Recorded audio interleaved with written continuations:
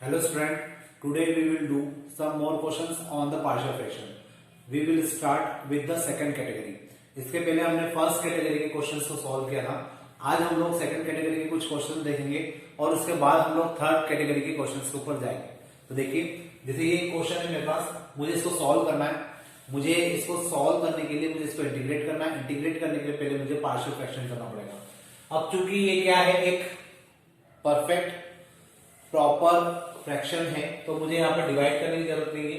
मैं डायरेक्टली इसको partial fraction की तरफ ले जा सकता हूँ. और पार्शियल फ्रैक्शंस करने के लिए आप लोग इसको पहले ये डिसाइड करिए कि फर्स्ट कैटेगरी का है या सेकंड कैटेगरी का है या थर्ड कैटेगरी का है. तो क्वेश्चन को देख के हमें समझ में आ रहा है कि ये सेकंड कैटेगरी का क्वेश्चन है. और जब अगर ये सेकंड कैटेगरी का क्वेश्चन है तो हम लोग इसको एक काम करते हैं, पहले इंटीग्रेशन से अलग लिख लेते हैं. तो x-1 और x+2 का होल स्क्वायर इक्वल टू. अब इसको ऐसा लिखने के बाद सेकंड कैटेगरी के क्वेश्चंस के लिए मैंने आपको बताया था कि आपको दो फैक्टर्स तो लिखने ही होते हैं. सॉरी, a अपॉन यहां पर आ जाएगा x-1 प्लस, अब जो दूसरा फैक्टर है जिसकी पावर है उसको दो बार लिखा जाता है. तो यहां पर आ जाएगा b upon x+2 and c upon x+2 का होल स्क्वायर. अब x+1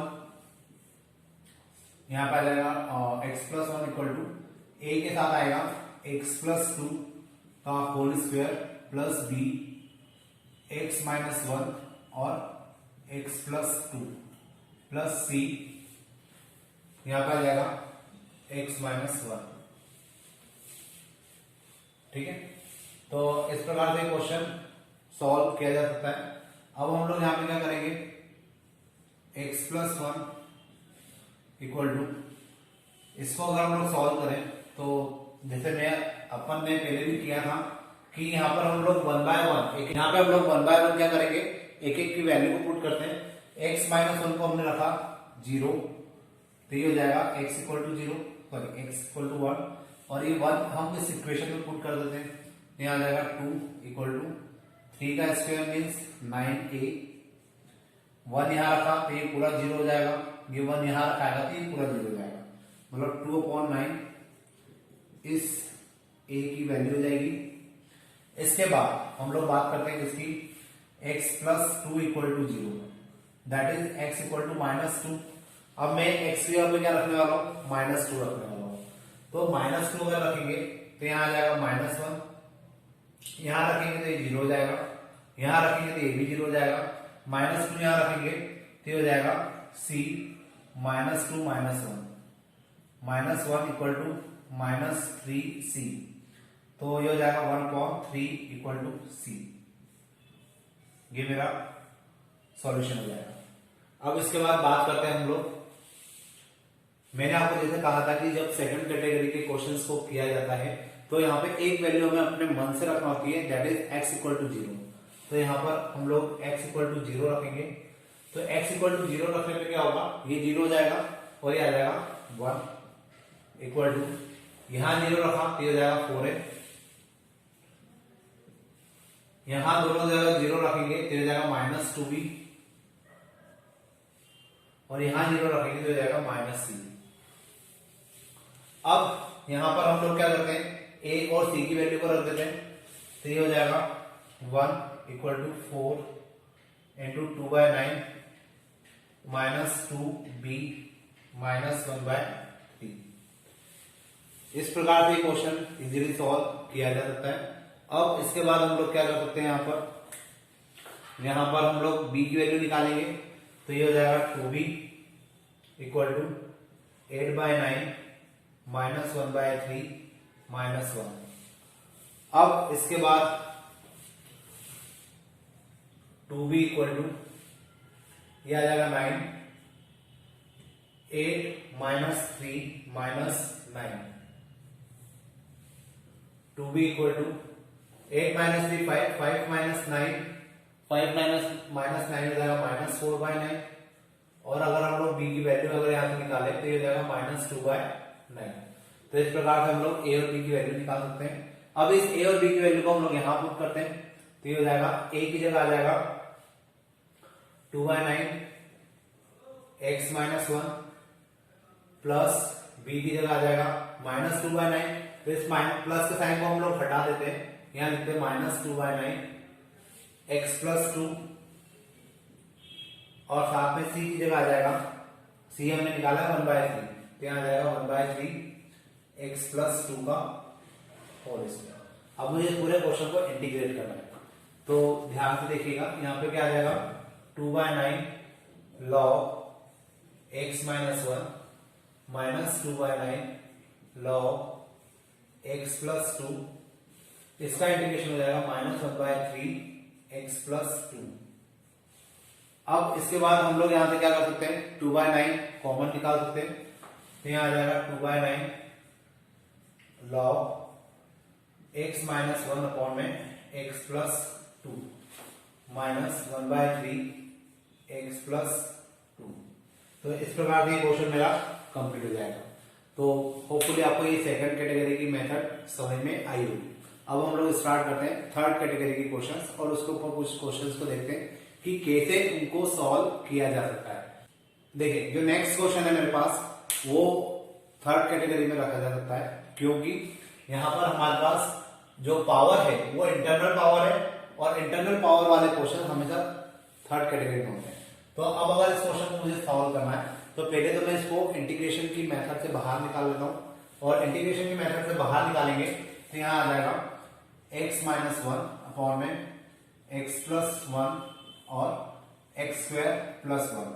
और अब इसको लिखने का तरीका ध्यान से देखिएगा कि जो फैक्टर है, सिंपल फैक्टर, लीनियर फैक्टर है, उसको एक वेरिएबल के फॉर्म में लिखिए, और जो आपका पावर वाला फैक्टर है उसको हम लोग दो वेरिएबल के फॉर्म में लिखते हैं, एक के साथ x भी लिखते हैं, और इस प्रकार से उसको मेंशन किया जाता है। तो आपको इस बात का ध्यान रखना है कि जब भी थर्ड कैटेगरी का क्वेश्चन होगा तो जिसकी इंटरनल पावर है वो दो वेरिएबल के नीचे आएगा, और एक वेरिएबल के साथ x भी होगा।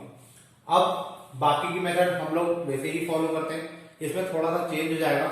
यहाँ पे हम वैल्यू पुट करके आंसर नहीं निकाल पाएंगे, यहाँ पे हमें जो कोएफिशिएंट होते हैं उनको कंपेयर करना पड़ेगा। तो देखिए कैसे होगा, x minus 1 equal to a x square plus 1 plus bx plus c, और यहां आ जाएगा x प्लस 1। नीचे की वैल्यू कैंसिल हो जाएगी, कम से कम हम एक वेरिएबल की वैल्यू तो पुट करके निकाल सकते हैं, तो निकाल लेते हैं। x प्लस 1 को हमने रखा 0, तो x हो जाएगा माइनस 1। अब x की वैल्यू माइनस 1 है, तो x की वैल्यू माइनस 1 को हम लोग इस इक्वेशन में रखते हैं, तो यहां आ जाएगा माइनस 2 इक्वल टू माइनस 1 का स्क्वायर 1 हो जाएगा, मतलब ये 2a हो जाएगा। यहाँ पे माइनस 1 ये पूरा 0 हो जाएगा, तो यहाँ पे आ जाएगा माइनस 1 इक्वल टू a, मतलब मेरी a की वैल्यू तो एटलीस्ट निकल जाएगी। अब बात आएगी कि हम b और c की वैल्यू कैसे निकालें। तो b और c की वैल्यू निकालने के लिए हमें क्या करना होता है, हमें इनके मल्टीप्लीकेशन करना होता है और इनके कोएफिशिएंट को कंपेयर करना होता है। देखिए कैसे करेंगे, x minus 1 as it is, a का मल्टीप्लाई इसमें किया a x square plus a plus इसका मल्टीप्लाई इसमें करेंगे, तो ये हो जाएगा b x square plus b x plus c x plus c। तो इस प्रकार से मुझे ये टर्म्स मिलेगी। अब यहाँ पे हम लोग इनको अरेंज करेंगे x की पावर के फॉर्म में, ये हो जाएगा x माइनस 1, ये a एक्स स्क्वायर, ये b एक्स स्क्वायर, दोनों को अगर मैं कंबाइन करके लिखूं तो ये हो जाएगा a प्लस b, और बाहर आ जाएगा एक्स स्क्वायर, प्लस इन दोनों को भी हम लोग साथ में लिख सकते हैं, b प्लस c और x कॉमन, और ये कांस्टेंट टर्म है तो इसको हम लोग एज इट इज लिख देंगे a प्लस c। अब हमने इसको एक्स स्क्वायर के पावर के फॉर्म में अरेंज कर दिया है, अब हम लोग कंपेयर करेंगे। तो यहाँ पे एक्स स्क्वायर के साथ कोएफिशिएंट कौन है, a प्लस b, और यहाँ पे एक्स स्क्वायर का कोई कोएफिशिएंट नहीं है, इसलिए इसको क्या लिखेंगे 0 equal to a plus b। अब मुझे a की वैल्यू तो पता है, तो मैं a की वैल्यू को यहाँ रख देता हूँ। तो जैसे ही मैं a की वैल्यू को यहाँ रखूंगा, ये हो जाएगा माइनस 1 प्लस b, तो b की वैल्यू हो जाएगी 1, तो मेरा दूसरा वेरिएबल भी आ जाएगा। अब वैसे ही हम लोग कांस्टेंट टर्म को कंपेयर कर देते हैं, तो a plus c equal to -1, क्योंकि यहाँ पे कांस्टेंट क्या है -1 और यहाँ पे है a प्लस सी। अब a की वैल्यू तो मुझे अभी भी पता है, -1 प्लस सी इक्वल टू -1। ये -1 उधर जाके क्या हो जाएगा 0, तो मतलब c की वैल्यू कितनी हो जाएगी 0 हो जाएगी। और अब मेरे पास एबीसी की तीनों की वैल्यू है, तो अब मैं यहाँ पे क्या कर सकता हूं, मैं अब यहाँ पर ये वैल्यू सारी इसमें पुट कर सकता हूं। और ये किसके इक्विवेलेंट है, इसके इक्विवेलेंट है, ये किसके इक्विवेलेंट है, इसके इक्विवेलेंट है। तो फाइनली यहां पर आ जाएगा a की जगह आ जाएगा -1 upon x plus 1 plus b x, तो b की जगह आ जाएगा 1, तो यहाँ पे केवल x बचेगा। c की जगह आ जाएगा 0 अपॉन यहाँ पे आ जाएगा एक्स स्क्वायर प्लस 1। अब इसका इंटीग्रेशन करना है तो माइनस लॉग एक्स प्लस 1, लेकिन इसका इंटीग्रेशन अभी नहीं हो पाएगा क्योंकि यहाँ पे एक्स स्क्वायर प्लस 1 है dx, तो यहाँ पे हम लोग एक्स स्क्वायर प्लस 1 को रखेंगे t, ये हो जाएगा 2x dx equal to dt, x dx equal to dt by 2। तो इस प्रकार से यहाँ पे आ जाएगा minus log x plus 1 plus 1 upon 2 log t, और फाइनली जब हम लोग t की वैल्यू रख देंगे तो t की वैल्यू क्या रखा जाएगी एक्स स्क्वायर प्लस 1। तो ये मेरा एक प्रकार से आंसर हो जाएगा। आंसर मैं ऊपर लिख देता हूं, यहाँ पर इसको मिटा देता हूं और इसका आंसर मैं यहाँ लिख देता हूं। तो देखिए ये प्रॉपर देखिए तो हो जाएगा minus log x plus 1 as it is, minus log x plus 1 as it is आ गया। फिर यहां पर हमने क्या किया, x dx को रिप्लेस किया dt बाय 2 के साथ, so we can write 1/2 dt upon x square plus 1, इसकी जगह कितना आ जाएगा t आ जाएगा, minus log x plus 1 plus 1/2 log t, minus log x plus 1 plus 1/2 log, और t की जगह कितना आ जाएगा एक्स स्क्वायर प्लस 1। तो ये मेरा आंसर हो जाएगा। ठीक है, तो ये मेरा फाइनल आंसर होगा और इस प्रकार से मुझे थर्ड कैटेगरी के क्वेश्चंस को करना होगा। अब मैं एक और क्वेश्चन लेता हूँ थर्ड कैटेगरी का ही, ताकि आप लोगों को थोड़ा सा क्वेश्चन फेमिलियर लगने लग जाए। देखिए जो नेक्स्ट क्वेश्चन मेरे पास है ये भी थर्ड कैटेगरी का क्वेश्चन है। मैं कैसे बोल सकता हूँ थर्ड कैटेगरी का क्वेश्चन है, क्योंकि अगर आप लोग नोटिस करेंगे तो यहाँ पे इंटरनल पावर है और इंटरनल पावर हमेशा किसकी होती है, थर्ड कैटेगरी के क्वेश्चंस में रखी जाती है। तो अगर मैं इसको सॉल्व करना चाहूंगा तो इसमें मुझे पार्शियल फ्रैक्शंस लगाना होगा, लेकिन पार्शियल फ्रैक्शन लगाने के साथ साथ मुझे कौन सी कैटेगरी का पार्शियल फ्रैक्शन अप्लाई करना होगा, थर्ड कैटेगरी का। इसके लिए आपको प्रैक्टिस करना पड़ेगी और समझना पड़ेगा कि कब कौन सी मेथड को अप्लाई किया जाता है। तो देखिए मैं इसको इंटीग्रेशन से पहले बाहर निकाल लेता हूं, x upon x square plus 1 और x माइनस 1 इक्वल टू, कैसे लिखा जाता है अभी अपन ने लास्ट क्वेश्चन में देखा था, जो बिना पावर वाला फैक्टर होता है उसको एक सिंगल वेरिएबल के फॉर्म में लिख देते हैं, प्लस जो पावर वाला फैक्टर होता है उसको हम लोग दो वेरिएबल के फॉर्म में लिखते हैं, जिसमें एक के साथ x भी होता है, और यहां आ जाएगा एक्स स्क्वायर प्लस 1। तो थर्ड कैटेगरी के क्वेश्चन को लिखने का तरीका होपफुली आपको समझ में आया होगा। अब इसका आगे सॉल्व हम लोग करेंगे तो ये हो जाएगा x इक्वल टू a के साथ आ जाएगा x square plus 1 plus b x plus c, और इसके साथ आ जाएगा ये x माइनस 1। अब इसके बाद हम लोग क्या कर सकते हैं, x माइनस 1 इक्वल टू 0, तो x की वैल्यू क्या रख देंगे 1, और x की वैल्यू जैसे 1 रखेंगे ये आ जाएगा 1 इक्वल टू, यहां 1 रखा तो 1 का स्क्वायर 1 प्लस 1 मतलब 2a हो जाएगा ये, और यहां 1 रखेंगे तो ओवरऑल वैल्यू क्या हो जाएगी 0 हो जाएगी। तो यहां से a की वैल्यू कितना जाएगी 1/2 इक्वल टू a। देखिए कोशिश करिए, वैसे हम लोग जब ऑप्शन को कंपेयर करते हैं तो वहीं से हम लोग तीनों वेरिएबल की वैल्यू को निकाल सकते हैं, लेकिन अगर आप किसी एक वेरिएबल की वैल्यू पहले ही निकाल लें तो आपको इक्वेशंस को सॉल्व करना इजी हो जाता है। इसलिए मैं यहाँ पे एक वेरिएबल की वैल्यू पुट करके भी निकालने की कोशिश कर रहा हूँ, ताकि क्वेश्चन जब हम लोग इनको कंपेयर करेंगे और बी और सी की वैल्यू निकालने की कोशिश करेंगे तो ये ए की वैल्यू हमें हेल्प करेगी। अब मुझे बी और सी की वैल्यू निकालना है, तो उसके लिए अपन ने इस कैटेगरी में क्या देखा कि हमें इनके कोएफिशिएंट को कंपेयर करना होता है। तो देखिए कैसे कंपेयर करेंगे, पहले तो x लिख देते हैं, इसका मल्टीप्लाई अंदर ax square plus a plus bx square minus bx minus c, bx square minus bx minus c x तो अपन ने लिखा ही नहीं, और माइनस सी, 1 2 3 4 टर्म आ जाएगी। अब इसके बाद हम लोग क्या करेंगे, इसके बाद हम लोग क्या करेंगे, जो एक्स स्क्वायर है उसके कोएफिशिएंट को एक साथ लिखेंगे, फिर जो x है उसके कोएफिशिएंट को साथ में लिखेंगे, माइनस बी प्लस सी एक्स, और जो कांस्टेंट टर्म है उनको एक साथ लिख लेंगे, ये हो जाएगा a माइनस सी। अब ये अगर a माइनस सी हो गया है तो इस कंडीशन में हम लोग यहाँ पे क्या करेंगे, a माइनस सी अब कंपेयर करते हैं, तो एक्स स्क्वायर का कोएफिशिएंट यहाँ पे क्या है, a प्लस बी, और यहाँ पे एक्स स्क्वायर का कोई कोएफिशिएंट नहीं है, तो हम लोग a प्लस बी को क्या रख सकते हैं यहाँ पे 0, और a की वैल्यू तो 1/2 है, तो 1/2 यहाँ लिखेंगे, तो b कितना आ जाएगा, b आ जाएगा आपका अगेन माइनस 1/2। अब हम लोग कांस्टेंट को लेके चलते हैं, a minus c equal to 0, क्योंकि यहाँ पे कांस्टेंट टर्म भी क्या है, 0 है, तो मैं डायरेक्ट 0 लिख सकता हूँ, a की जगह आ जाएगा 1/2 again minus c equal to 0, तो c की वैल्यू आ जाएगी 1/2, तो मतलब c की वैल्यू आ गई 1/2, b की वैल्यू आ गई माइनस 1/2, और a की वैल्यू भी है 1/2। अब मुझे इन तीनों वैल्यू को इसमें पुट करना है, ये किसके इक्विवेलेंट, इसके इक्विवेलेंट, ये किसके इक्विवेलेंट, इसके इक्विवेलेंट, तो अल्टीमेटली मैं यहाँ पे क्या रख सकता हूँ, मैं यहां लिख सकता हूं a की जगह पे 1/2